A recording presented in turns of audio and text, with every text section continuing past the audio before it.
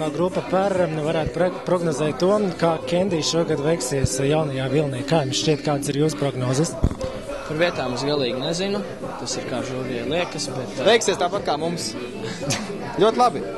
Jā, cerams, ka ļoti labi, bet galvenais tur ir iepatikties režisoriem, nevis uzvarēt konkursā.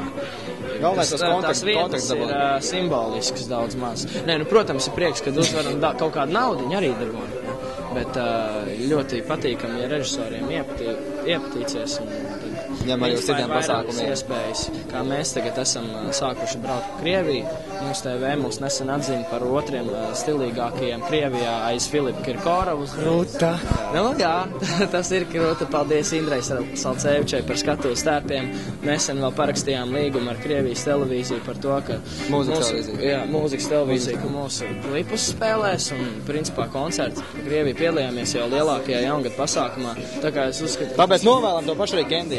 Dabūt kontakts. Tas ir galvenais, dabūt kontakts, un tas ir arī tas, ko režisors Ruzins saka.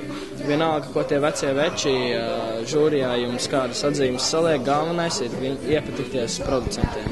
Kādas izredzes ir Music Eirovīzijā?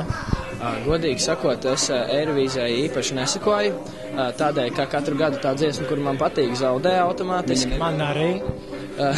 Zik? Viņa vēl nebija. Būs mājā. Mājā tikai? Labrīt, grupa Pēr nesako viņu tēlo.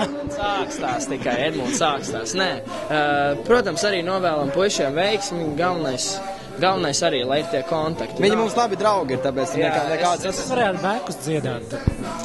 Tik labi draugi varbūt nē.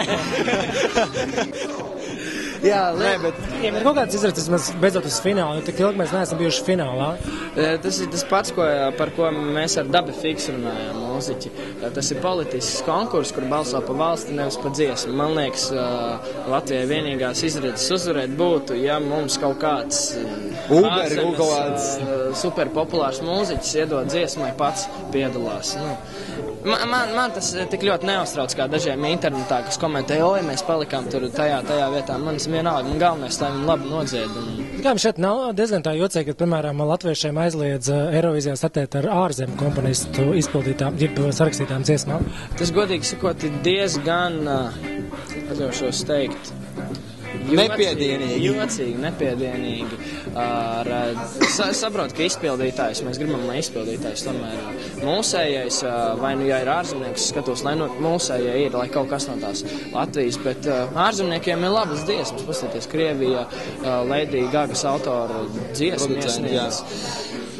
Mēs paši arī skatījāmies, kā Baltkrievijai no ASV tika sūtīts, Krievijai no arī vairākām valstīm tika sūtīts, bet beigās viņi paši vienkārši izlēma vienu, kas pārstāv. Tā kā es domāju, tas ir Eirovīzija un jaunais filmas, šie visi konkursi ir pa kontaktiem, manuprāt, un kā tos kontaktus citādāk iegūt. Ja tagad Lady Gagas producents iedomājas, Latvija, tā varētu būt laba izdevība. Protams, ka tas ir maz iedomājums, ka tā varētu notikt, bet ja nu gadās kaut kas. Tas labi, viss pietiks, es domāju, mēs vienkārši novēlēsim viņiem abiem veiksmi. Jā, Music galvenais veiksmi. To the black, to the brown, the red and the white, to the purple and yellow.